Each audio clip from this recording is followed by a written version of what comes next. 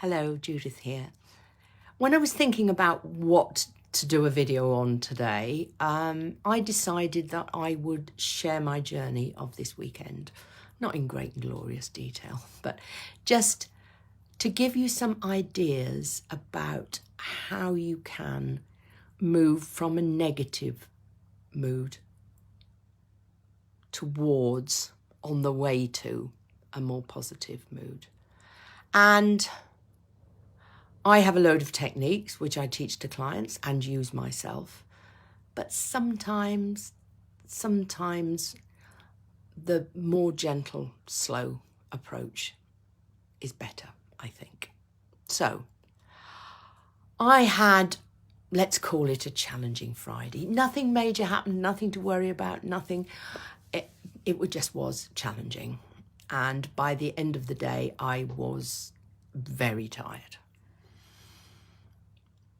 As it happened, I had to be up early Saturday morning, and potentially I could have a lot to do, or I could have taken it more easily.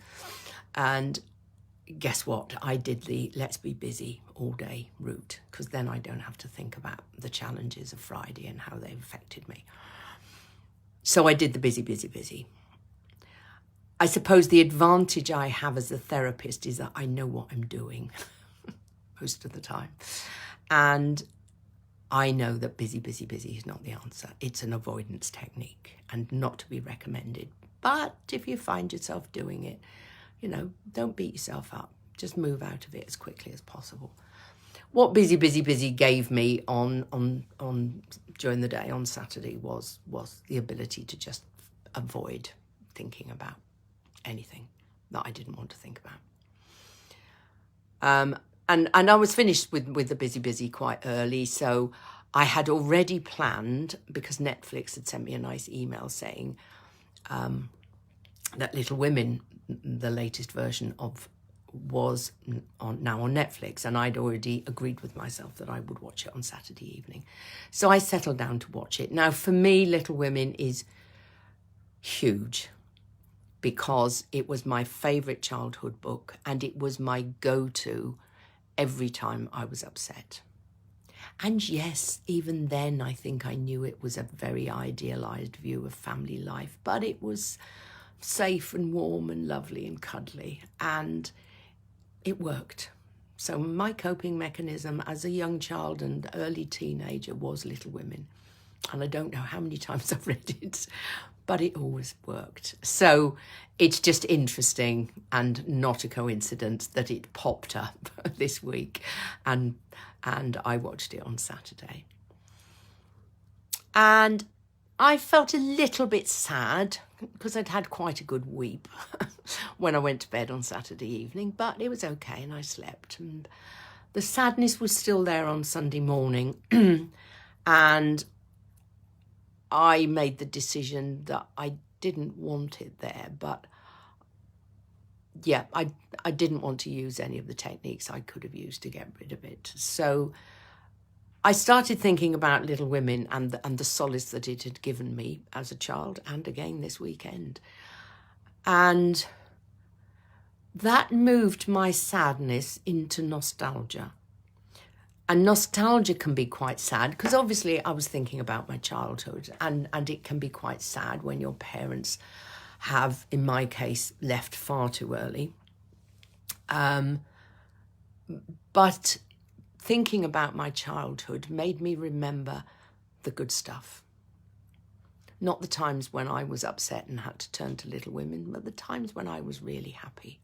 And what came into my mind, and I had no idea why, was the Christmas present I remember most of all was a doll's house that my father had made for me.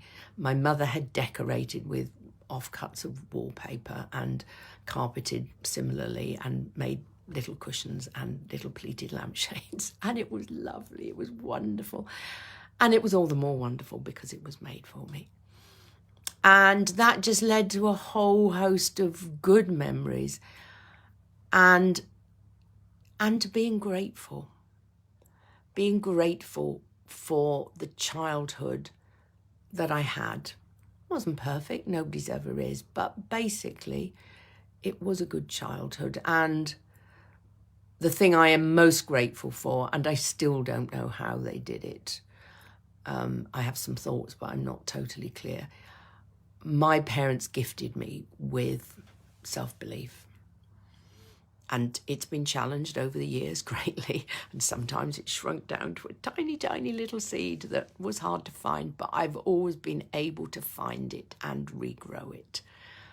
And I think that is the greatest gift that you can give as a parent to your child. And yeah, maybe I ought to think more about how they did it. That would make a good book. It might be a good, it would, yeah, leave me to my mutterings.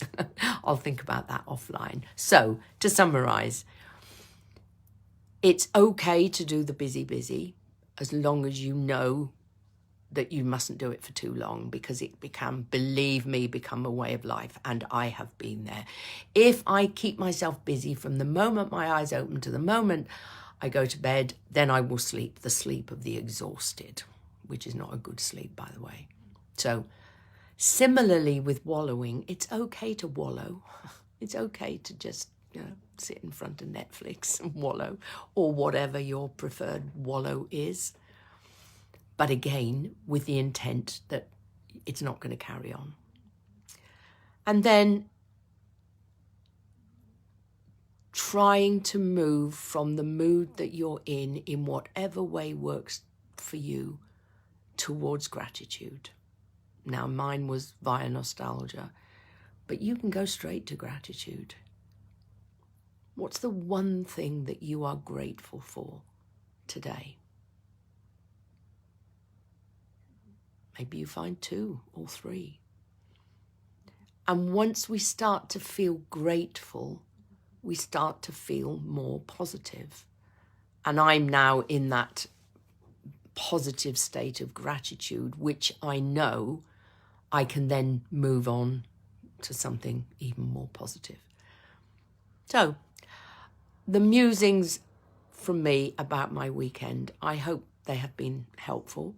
And yeah, I suppose the message I'd like you to take from this is it's okay to do busy, it's okay to wallow, it's okay to feel sorry for yourself and sad, but please don't stay there, because they very easily become a habit and the way that you spend all of your life 24/7.